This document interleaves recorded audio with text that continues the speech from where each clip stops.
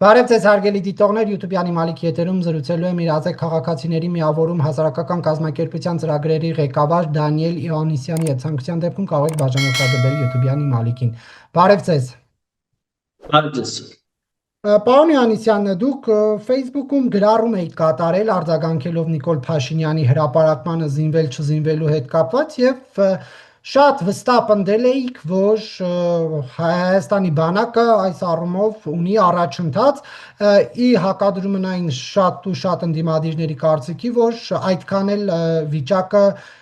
գոհացուցիչ չէ, ինչպես իշխանություններն են ներկայացնում եւ մատնացույց էին անում այն ռոբոտ շնիկը, որ Նիկոլ Փաշինյանը հրապարակել էր, ասում էր, սա է։ Դուք նախ ինչ տեղեկություններ ունեք կամ ինչպես ունեք չունենալով որևէ լծակ եւ անվտանգային ոլորտից չլինելով այդ տեղեկությունները։ Շնորհակալ եմ, միանգամից մի քանի հարց տվեցիք, սկսած ռոբոտ շնից, որը փորձում է ներկայացվել որպես ինչ-որ կենցաղային առարկա, որ այդպեսին չի,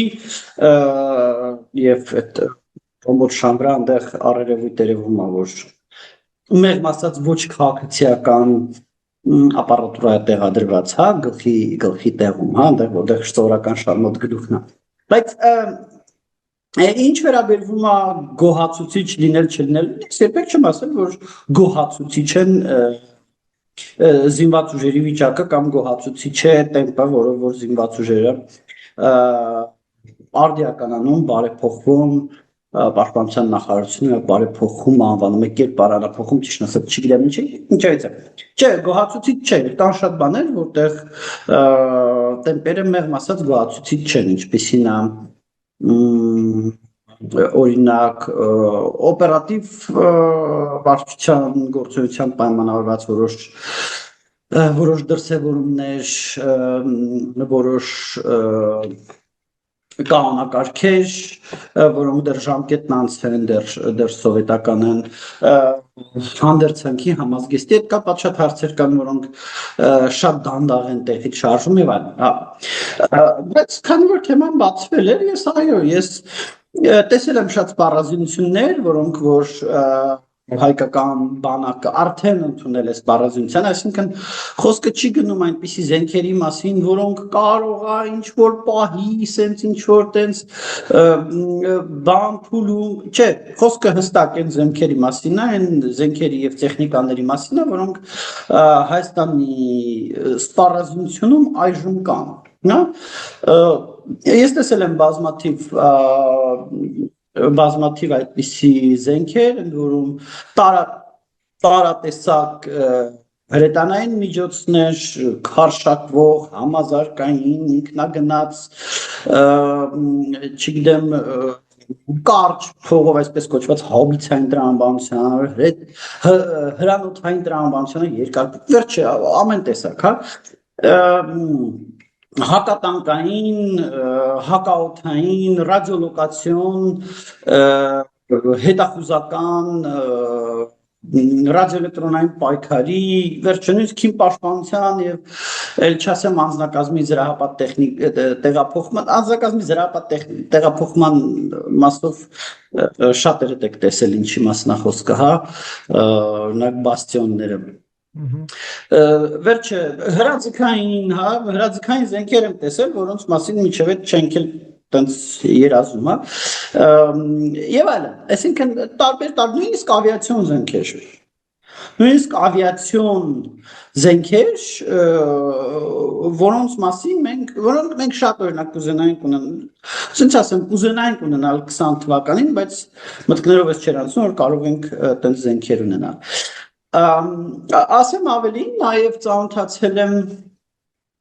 հետևակի եւ հրետանավորների մարտական պատրաստության ընթացքին եւ տեսել եմ որակապես ամբողջությամբ նոր մարտական պատրաստության ընթացք լրիվ նոր, այսինքն նորմալ մարդավարի մարտական պատրաստություն ժամանակակից պայմաններին, ժամանակակից զենքերով, մասնավորապես հրետանավորների դեպքում, հա, ժամանակակից զենքերով եւ ժամանակակից մարտերի համար, հա, եթե միջև էս մեր հետևակը խրամատ պահելու համար ստեղծված հետևակ էր, ապա հիմա շատ որակական լուրջ տարբերություն է մտցում մարտական պատրաստության ծրագրերի թե բովանդակության, թե մարտական պատրաստության ծրագրերի ծավալի մեջ, որտեղ մենք ունենք մեկ պատերազմի ժամանակ ունենք զինվորներ, ովքեր որ բանակում ծառայել 2 տարվա ծառայության ընթացքում ընդամենը 15 փամփուշտ էին կրակել, էլի։ Հիմա դա թվերը եւ շատ նորից եմ ասում, քանակապես, որակապես լրիվ ուրիշ մարտական պատրաստության մասին է խոսքը առնվազն այն ինչ որ ես տեսել եմ հետևակի եւ հրետանու մասով։ Որպես ինչ եմ տեսել, որպես հանրային խորհրդի անդամ։ Որպես հանրային խորհրդի անդամ տեսել եմ այդ ամեն ինչը, ծանոթացել եմ այդ ամեն ինչին, տեսել եմ զենքեր, որոնց մասին ուղղակի որ պատկերացրել, տեսած բոլոր զենքերը ոչ մեկ հին զենքեր տենց չէին, էլի որ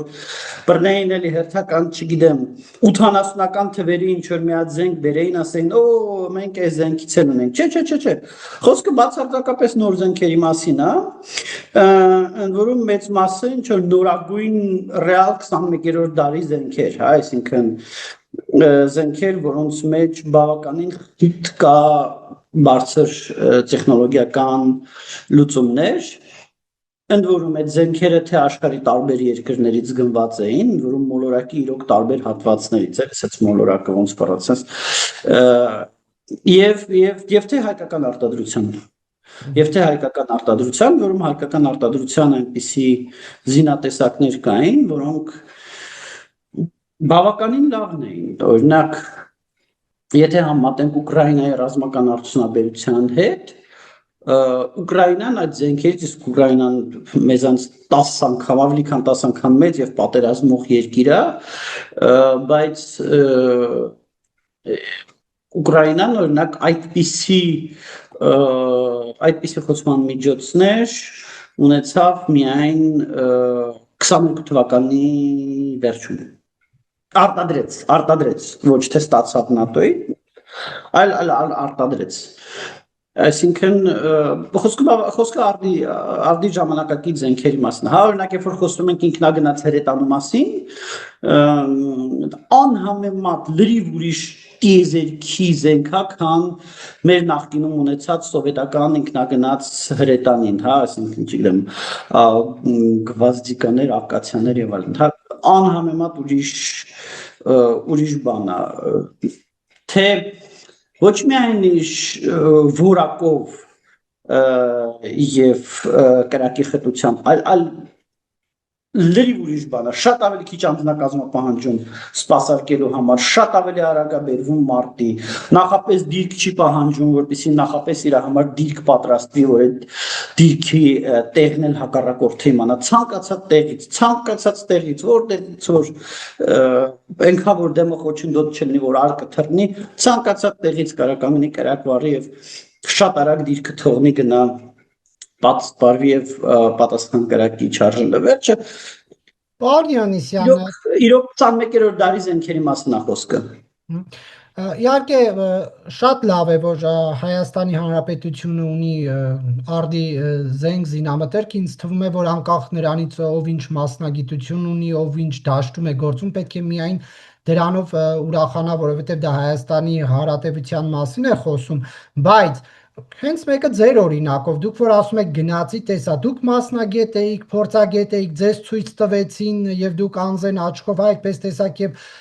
հասկացաք, որ դրանք այսպես ասած ճակերտավոր վերջին ճիճն են եւ դա փայլուն իր առաքելությունը կկատարի, կամ օրինակ Նիկոլ Փաշինյանը, որ ասում է 50 հոկանոց խմբեր կազմեք, արեք տանենք ցույց տանք։ Լավ լրագրող, լավ բժիշկ, լավ ֆիզիկոս, լավ քիմիկ եւ չգիտեմ հոկեբան, դերձակ, գինեկոլոգ, եթե հավաքվեն գնան, իրենք ինչ են հասկանալու այդ ցուցադրված զենքերից, երբ որ իրենք դրա մասնագետը չեն։ Ընդ որում կարող է մի զենքի գծով փայլուն մասնագետ լինի, իր զենքին լավ տիրապետի, լավ հասկանա, լավ կառավարի, բայց մեկ այլ զենք, որ իր կառավարման, հա, ներքո չէ, ընդհանրապես դրանից օրինակ գաղափար չունեն։ Այսպիսի նրբություններ կան։ Հիմա դուք ասում եք գնացի տեսա, բայց երաշխիքները որոնք են։ մի քանի բան ասեմ։ Նախ այդ 50 հոգանոց խմբերի մասով հարցը ինձ չէ, հարցը, չգիտեմ, Նիկոլ Փաշինյանին կամ Նազարի Բաղդասարյանին ես դրա հետ կապ չունեմ, ինչ վերաբերվում է նրան, թե մարդիկ տեսնում են եւ զենքից ինչքանով են գլուխանում, ինչքանով չեն գլուխանում, նախ պարտադրական բաներ, որոնք մեղմ ասած պարտադիր չի մասնագետ լինելը հասկանալու համար։ Հա, մեղմ ասած։ Այսինքն, եթե դու ունես օրինակ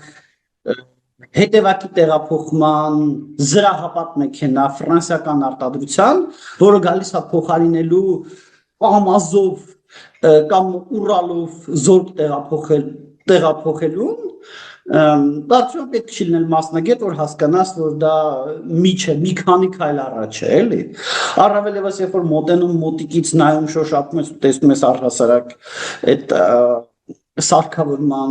մեքենայի տարբեր հանգույցները ոնց են սարքած, տեսնում ես, որ դա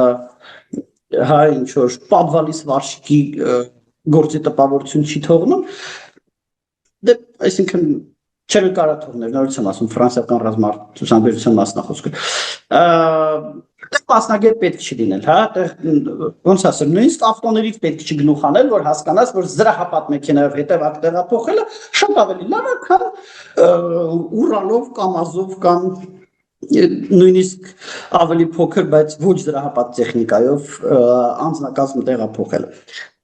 Ինչ վերաբերվում է մի շարք այլ միջոցներին, գիտեք, երբ որ տեսնում ես, որ խոցման միջոցներ, չասեն, որ զորատեսակի խոցման միջոցներ, որոնցով բոլորովին վերջերս մի շատ հզոր պետություն, մեկ ուրիշ շատ հզոր պետությանը բավականին նեղում էր, ու երբ որ դու քո աչքով տեսնում ես այդ խոցման միջոցները, ու սենց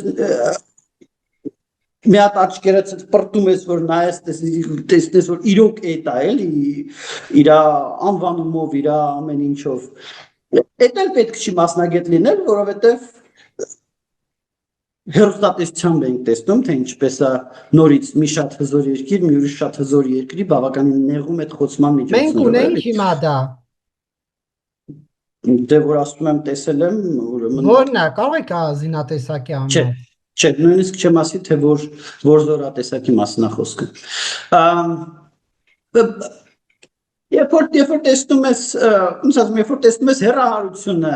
երբ որ տեսնում ես, թե ինչ հեռահարության կարա փողային հրետանին այլևս մեր խոցի, երբ որ տեսնում ես մի շարք բաներ, երբ որ տեսնում ես համազարգային կրակի համակարգ, որի վերալիցքավորումը լրիվ ուրիշ լոգիկայով է, երբ որ շատ բաներ ես տեսնում, ակնհայտ է դառնում։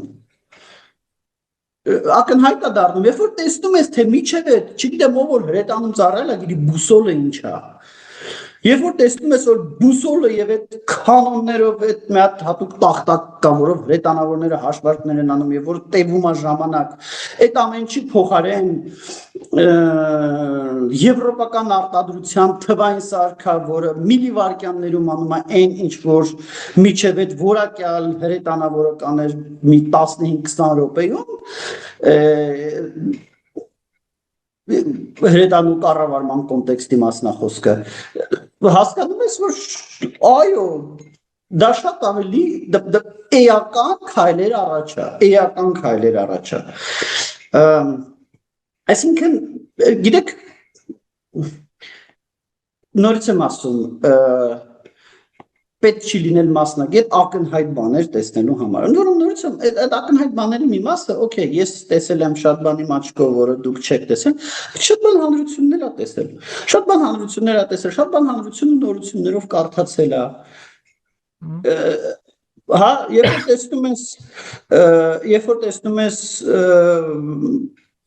ինչ որ զինատեսակ, որը կոնկրետ տեսնում ես, որ կիրառվում է մեկ այլ կոնֆլիկտում արդեն մի 3 տարի ու կիրառվում է շատ էֆեկտիվ ու շատ գոհ են, ու շատ ուժեղ ֆիդբեք է գալի այդ կողմից դրական, իրենց թշնամու կողմից մտահոգություններով, հասկանում ես, որ սա լավ զինատեսակ է, պետք չի բարձր կարգի մասնագետ լինել, որ հասկանալ, որ դա լավ զինատեսակ է։ Որ կոնկրետ զինատեսակի դեպքում մամուլում էլ հայտնվել, հա, ոնց որ իսկ ինչ վերաբերվում է կոնկրետ ինձ, ապա ես երկար տարիներ 2010 կամ 11 թվից մի քանի տարի հենց որպես ռազմական ոլորտի մեկնաբան եմ աշխատել տարբեր թերթերում։ Այ օրինակ դուք որպես հանրային խորհրդի Մութ անցյալի մի մաս, այսինքն մութ չէ, լրիվ հրապարակային են բոլոր հոդվածները համացանցում կան։ Դուք ինչ եք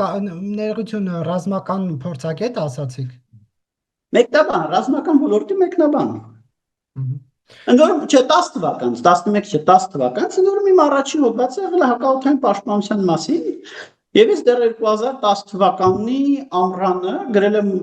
հոդված լրագրում այն ժամանակ այն մասին, որ մեր ձեռք բերած այն ժամանակ Ռուսաստանը մեզ եւ Ադրբեջանին երկուական դիվիզիոն S-300 էր մատակարարել եւ այն ժամանակ Սերժ Սարգսյանական ագիտպրոմը, այսպես ասած,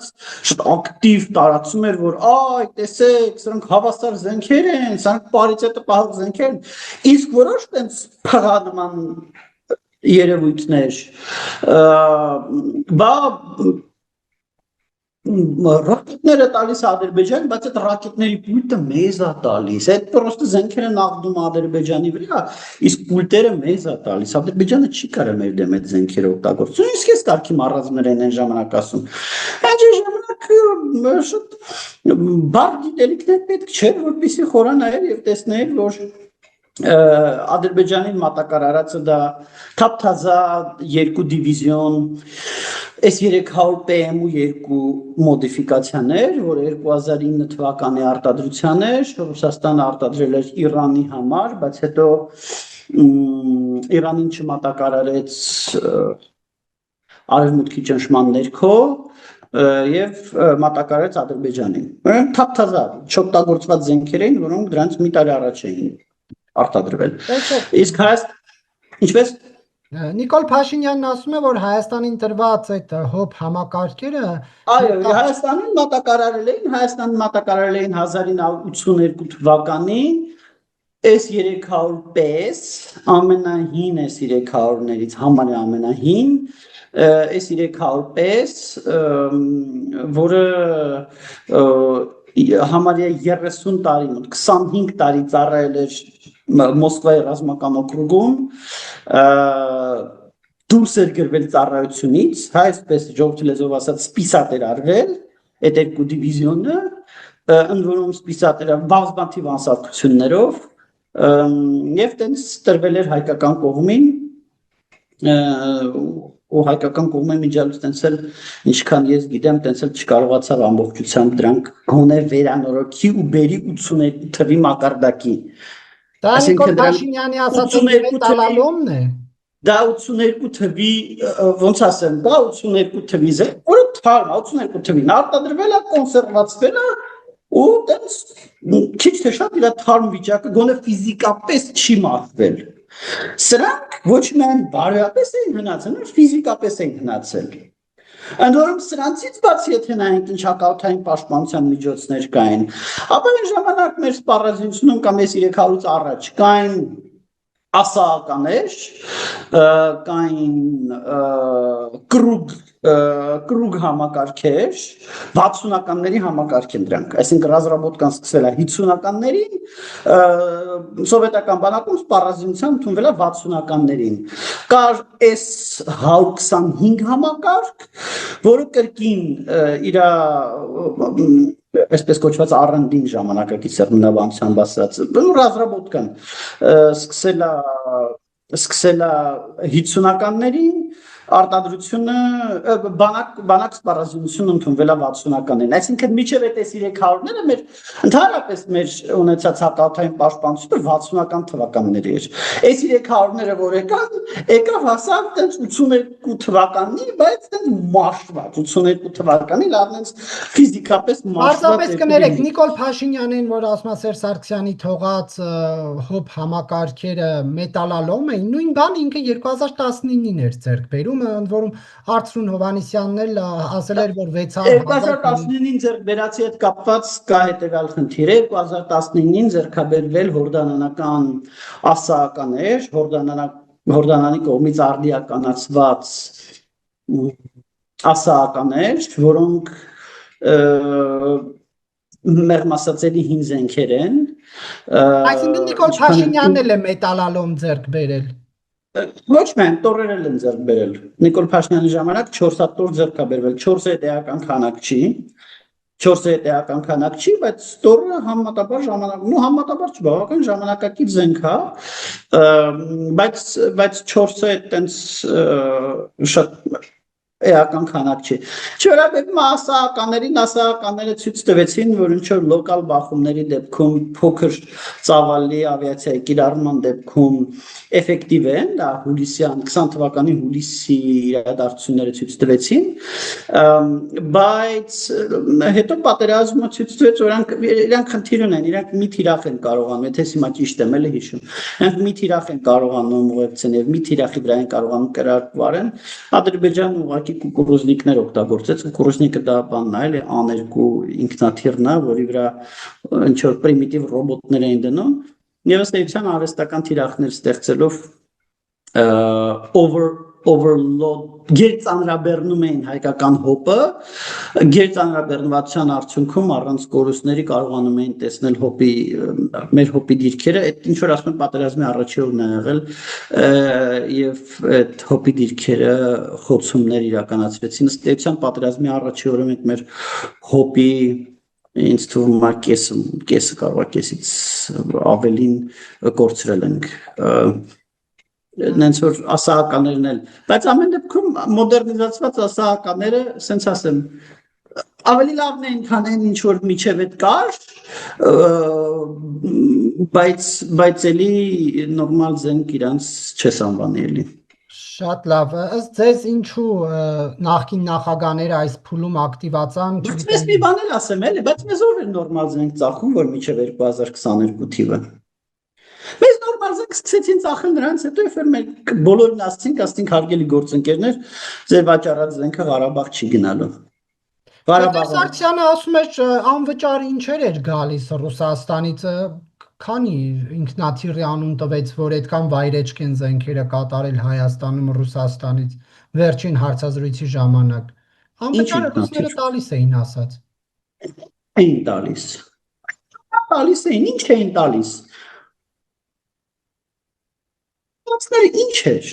Մի հատ եկեք բա հասկանանք էլի։ Հա, ռուսները միշտ ինչ որ բան տվել են, որպեսզի հետո այստեղ հարց չառաջանա թե բա խի մեզ գցեցին, բա միշտ ասեմ ձեզ ինչ որ բան տվել են։ Տվածները ինչ էր։ Թե իրանց տվածը համեմատության մեջ կարող է լինել նրա հետ ինչ որ իրանք վաճառել էին Ադրբեջանին։ Դերեք թիվը հիմա անգիր չեմ հիշի։ Կարծեմ կամ 100 կամ 200 90 բանկ են վաճառել Ադրբեջանին։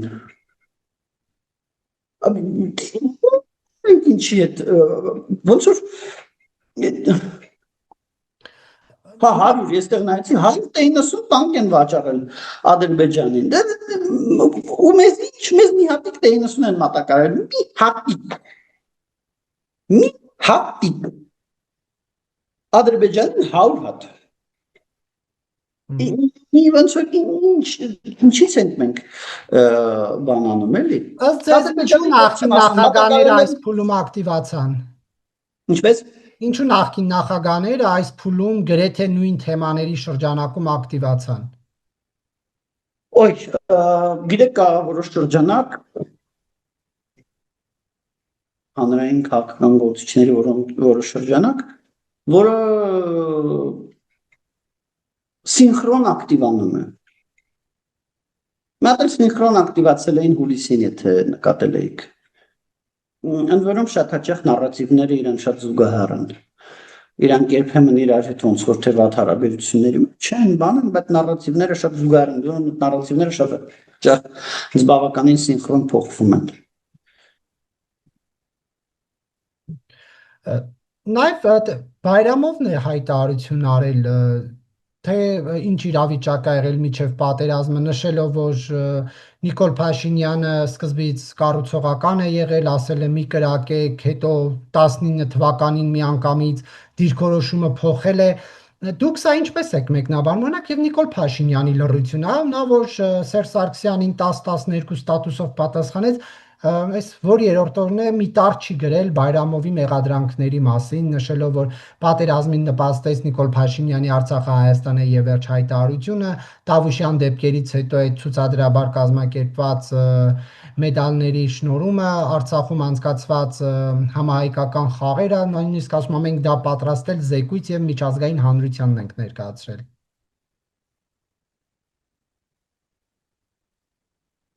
Ժամանակաշրջանի քաղաքականությունը չի տարբերվել մյուս նախագահների քաղաքականությունից Ղարաբաղի հարցում կամ առանձնապես չի տարբերվել, դա փաստ է։ Դա փաստ է եւ դա շարունակություններ են անդունդի, որին մենք գնում ենք, հաճախ նույնիսկ չհասկանալով, որ մենք գնում ենք դեպի այդ անդունդը։ Մենք շատերս չենք հասկանում, որ այդ ճանապարհով մենք գնում ենք դեպի անդունդ եւ այդ նույն թակարդի մեջ նաեւ իշխանություններն են եղել սկսած առնվազն Ռոբերտ Քոչարյանից մինչեւ 2020 թվականի Նիկոլ Փաշինյանը։ Ասում են 19 թվականին առաջարկ է եղել հայանպաստ, որը մերժվել է։ Մա հակասող բաներ են ասում, մեկ ասում են հայանպաստ է եղել, մեկ ասում են հայանպաստ չէ, նույն Սերժ Սարգսյանը այդ առաջարկի հետ կապված հակասող տարբեր ժամանակներում տարբեր հայտարարություններ։ Նիկոլ Փաշինյանը խոստանում է մինչև տարվա վերջ հրապարակի բանակցային փաստաթղթերը, հրապարակի տեսնենք, թող հրապարակի տեսնենք։ Ըստ ձեզ ինչ բանակցային ես այդ առաջարկը իմ աչքով չեմ տեսել, բայց ամեն դեպքում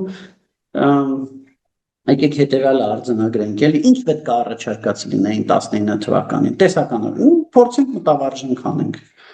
Ինչ առաջարկելու են Ղարաբաղի անկախություն ճանաչել։ Բարձա չէ, վաղուց Ադրբեջանը չէր համաձայնվում նույնիսկ 7 շրջանների դիմաց Ղարաբաղի անկախություն ճանաչել։ Ինչ առաջարկեր լինելու։ Առաջարկեր լինելու, որին Ադրբեջանը չէր համաձայնվելու։ Տենց առաջարկ 1000 մի տենց առաջարկ կարելի անել, թե Ադրբեջանը չէր համաձայնվելու։ Առաջարկեր լինելու, որին մենք ընկած լինելով այդ թակարդի մեջ, մաքսիմալիստական թակարդի մեջ մենք չենք համաձայնվելու։ Սա է իրականությունը, որի մեջ մենք ապրում ենք մինչև 20, իսկ որոշ առումով մինչև 22 թիվը։ Մինչև 22 թիվը այն կոնտեքստում, որ գոնե մինչև 22 թվականի սեպտեմբերի մարտական գործողություններ, սեպտեմբերի ժամանակ Ադրբեջանի հարձակում եւ Ռուսաստանի քաղաքական աջակցություն այդ հարձակմանը, մենք կարծում ենք, որ ամեն դեպքում մենք մեր ռեսուրսները պետք է կենտրոնացնենք Արցախի վրա, Արցախի պաշտպանության, գոնե հարատևման, գոնե եղած ստատուս քվոյի պահպանման վրա, որովհետև Հայաստանի տարածքը, Հայաստանի 29700 քառակուսի կիլոմետրը Ռուսաստանի պաշտպանության տակ է գտնվում։ Տենց ընկալում ունենք մինչև 22 թվականի սեպտեմբեր, 22 թվականի սեպտեմբերին հասկացանք, որ չէ։ Հանգիստ կարանք ես Հայաստանից էլ ինչ-որ բան կորցնենք, ստիպված հասկացանք, որ օքեյ, մենք այլևս չենք կարող, ֆիզիկապես չենք կարող Արցախը առաջնահերթ համարել, առաջնահերթի համարենք եղած այս գոնե այն մասի պաշտպանությունը, որը որ միջազգայինորեն ճանաչված է։ Եվ Նիկոլ Փաշինյանը, որ նշեց նաև մի նամակ կհրապարակի Սերժ Սարգսյանի կողմից գրված, ձեզ համար պարզ է խոսքը ինչի մասին է։ Ճիշտ ասած, չգիտեմ։ Ճիշտ ասած, տեղյակ չեմ ինչ նամակի մասն է խոսքը։ Միգուցե տեսականորեն ինչ որտեղ լսած լինեմ այդ նամակի մասին, բայց հիմա չեմ մտաբերում։ Փաստորեն կա նաև բան, որից դուք տեղյակ չեք, պարոն Հովհաննիսյան։ Բանկա, որից ես տեղյակ չեմ։ 18 թվականի իրադարձություններին գալով Սերժ Սարգսյանը մի այսպես հետաքրքիր բան ասեց, որ Նիկոլ Փաշինյանը այդ պահին Հայաստանում ԵՄ ներկայացուցչին ասել է, որ իրեն իբրև հանրապետական իշխանությունը փոխվարչապետի պաշտոն է առաջարկել, դուք ակտիվ մասնակցում եք այդ հեղափոխության գործընթացներին։ Նման քննարկում եղել է, որ Նիկոլ Փաշինյանին պաշտոն առաջարկեն։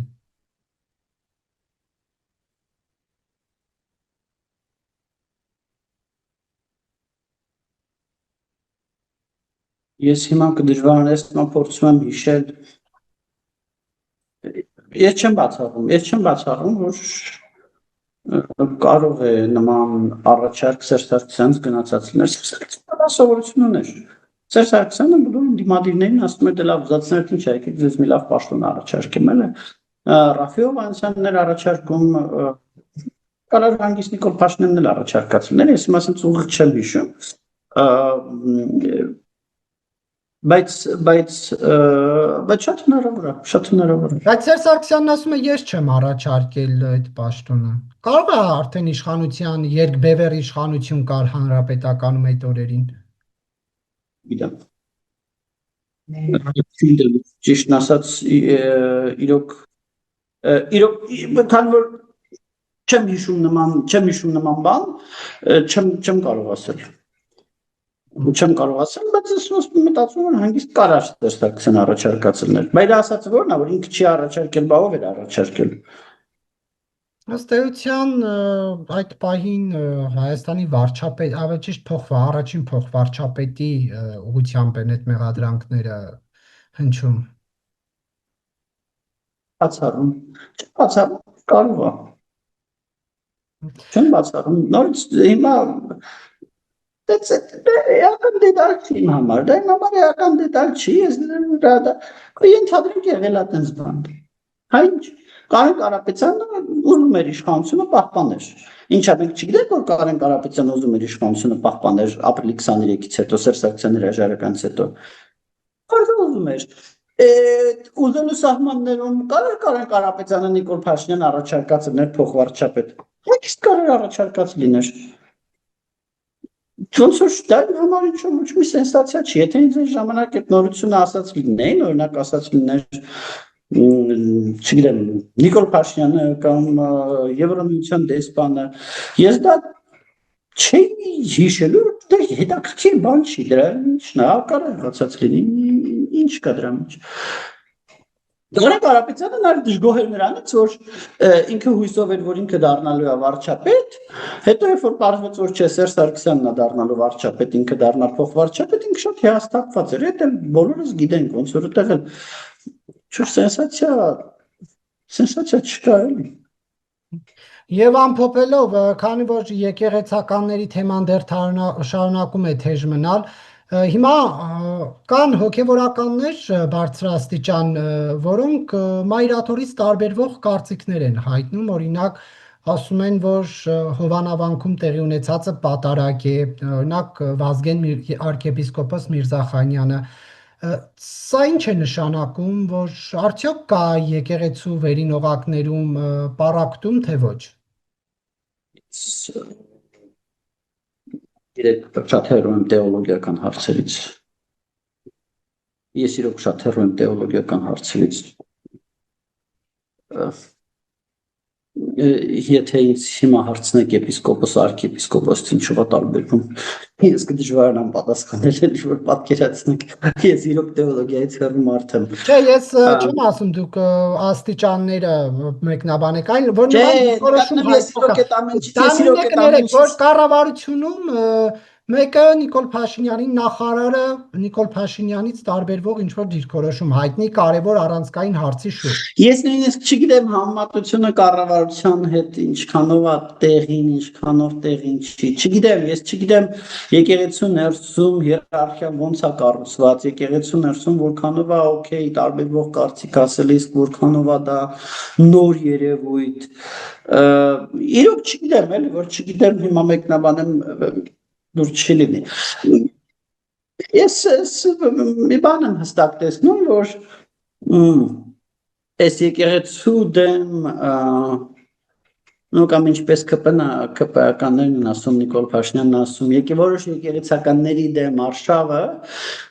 շատ հետաքրքիր է ընտրությունների կոնտեքստում, եւ ինձ դա հետաքրքրում է ավելի շատ ընտրությունների կոնտեքստում, դեռ ես հստակ տեսնում եմ, որ սա